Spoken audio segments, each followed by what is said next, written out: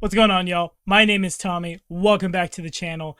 That, god dare I say it, most magical day of days is now upon us. Because in fact today, Secrets of Magic finally out in the wild among us. Of course, that means I have to talk about it as always. Paizo, thank you guys so much for the copy because I don't have enough really cool stuff from y'all to delve through and get lost in.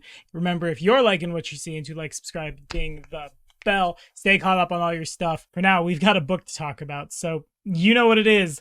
Let's dive in. So, Secrets of Magic, where do I begin? You guys hear me say this a lot whenever a new second edition book comes out. There's just so much stuff here, which again, as always, I think is really cool. Maybe I'm just a fanboy, but like every time they've put out a new book, it's always been, oh, this is so cool. There's so much interesting and exciting stuff in here. I don't think there's been one book released in the dawning of second edition that I was just like, yeah, sure, I guess.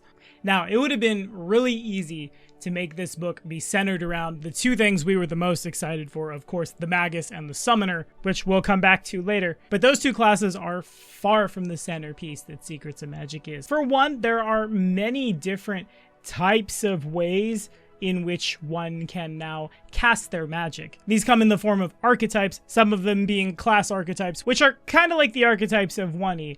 They're a little more broad. For example, the Elementalist is a class archetype that can be taken by any spellcasting class that chooses spells from the Arcane or Primal traditions, gets access to a bunch of class feats and abilities representing how you cast magic. As if that weren't cool enough on its own, Cathartic Magic, Geomancy, Shadow Casting, Wellspring Magic, and, being a literal Rune Lord all appear within the bounds of Secrets of Magic as choices for your character to further expand out what magic is, how your character interprets the laws of magic in the multiverse, and how we use those laws to catch our enemies on fire. There are also a host of new spells, so many spells that we gotta make separate videos about them, because some of them are pretty darn good, further filling out all 4 spell traditions and, contributing to that sweet, glorious bloat that means we'll all be playing second edition for years and years before we can ever see all of the possible combinations of spells and abilities cast at the table. To quickly touch on it though,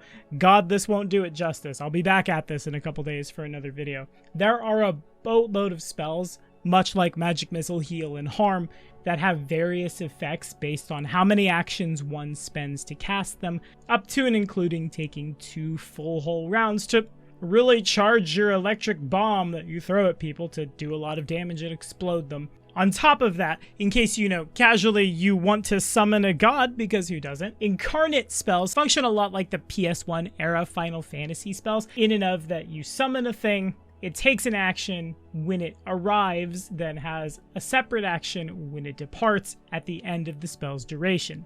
If you casually want to summon Mogaru to consume your enemies, or ask Gorham to literally cast Greatsword for you, the options definitely exist, and I think that's really cool. They're not just spells that do a lot of fun damage. Okay, there are a lot of spells that do a lot of fun damage. Some of these spells straight up feel like taking 2 or 3 spells for the cost of 1 entry in the old spellbook. And of course, like I said earlier, both the Magus and the Summoner have received their official printing as of this book. I haven't got a chance to deep dive into the Summoner. I did build a lot of Summoner NPCs during the playtest, and they seem to perform just fine. I did also get a chance to play the playtest Magus, and I think many people out there in the world share that general disappointment. As someone who will be playing a Magus, I'm here to say it looks a lot better. Spell Strike now being a spend 2 actions, hit them with both things, don't worry about making separate rolls or degrees of success or what have you.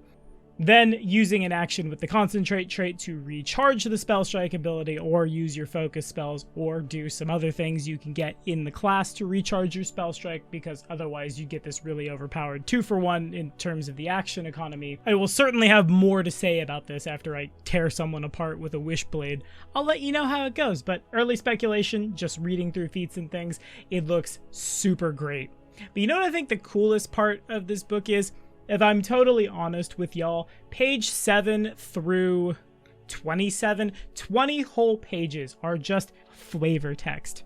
How does magic work? What do the different schools do? How do magical essences relate to casting traditions. World building exists all over the place in Pathfinder, but never have I ever dove so hard into the exact workings of magic, the secrets, if you will, because all these mechanics wouldn't mean anything without that sweet Pathfinder flavor. Also, did I mention there's a bunch of cool magic items and consumables to make your spells better, and the Bane enchantment is back and all that stuff, because that's also important, but my god, we'd be here forever. Secrets of Magic, it's a wonderful book.